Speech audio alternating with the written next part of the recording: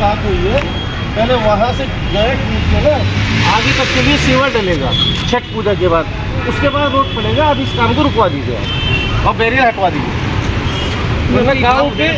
गाँव के मोहल्ले के सारे लोग इकट्ठा होकर आ रहे हैं, ऐसे हम कच्चा काम नहीं करवाएंगे।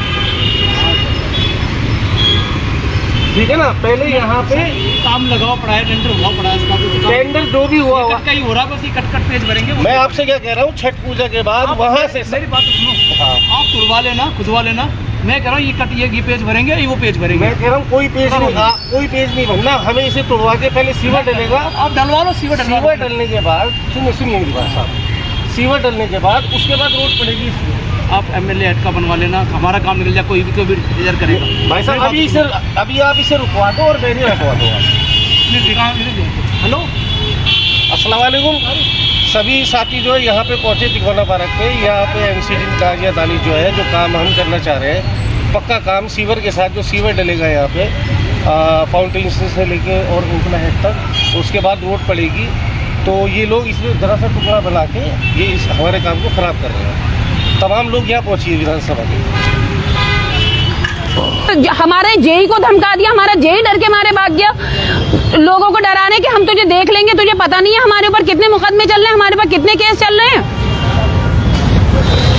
इस तरह की राजनीति से क्या दिखाना चाह रहे हैं? 10 साल में, पिछले 12 साल में उन्होंने पूरे ओखला को खोद के खोखला बना दिया। यहाँ की घूसों ने इतना नहीं खोदा होगा जितने माननीय विधायक जी ने खोद दिया, और पूरी दिल्ली को इनकी पार्टी ने खोद दिया। कूड़े के ढेर बना दिए जगह जगह सीवर के नाम पे। जो इन्होंने वो लाइनें डाली हैं, जिस तरह से इन्होंने काम करा है, उसकी ना तो कोई जवाबदेही है और ना उनसे कोई पूछने वाला है। क्योंकि अगर वो जहाँ कहीं भी पूछते हैं, या तो उनके आदमी पहुंच जाते हैं या फिर उनके कॉल पहुंचते हैं और फोन पे धमकियां दी जाती है, जैसे हमें दी जा रही हैं। यहाँ पर हमारे लेबर को, आधी लेबर हमारी गायब हो गई यहाँ से। मैं नमाज पढ़ के आई हूँ, जब तक मेरे पास फोन आए हैं मैं यहाँ से तुरंत आई हूँ, फौरन आई हूँ, और मैंने आके देखा है तो हमारी मटीरियल की गाड़ी जो है वो उन्होंने जामिया के पास से लौटा दी कि कोई काम नहीं होगा।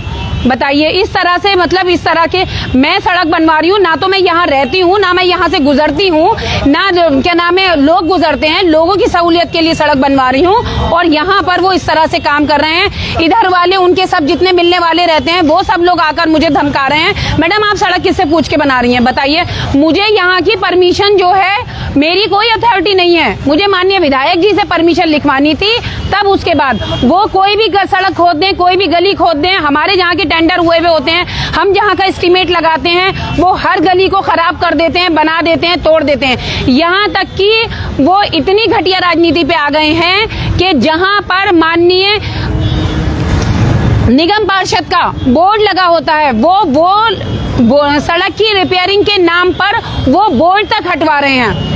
अगर कहीं किसी का बोर्ड लगा हुआ होता है तो चाहे वो 10 साल पुराना हो, 20 साल पुराना हो या 50 साल पुराना हो, वो नेम प्लेट उसकी वहीं रहती है, कोई उसको नहीं उखाड़ सकता, चाहे कितनी भी सरकारें आ जाएं या चली जाएं।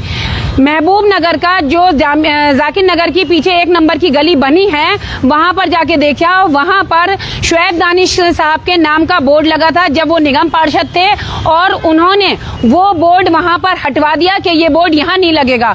यानी अगर इलाके में किसी का बोर्ड लगेगा तो वो सिर्फ विधायक के नाम का लगेगा, विधायक के अलावा किसी के नाम का नहीं लगेगा।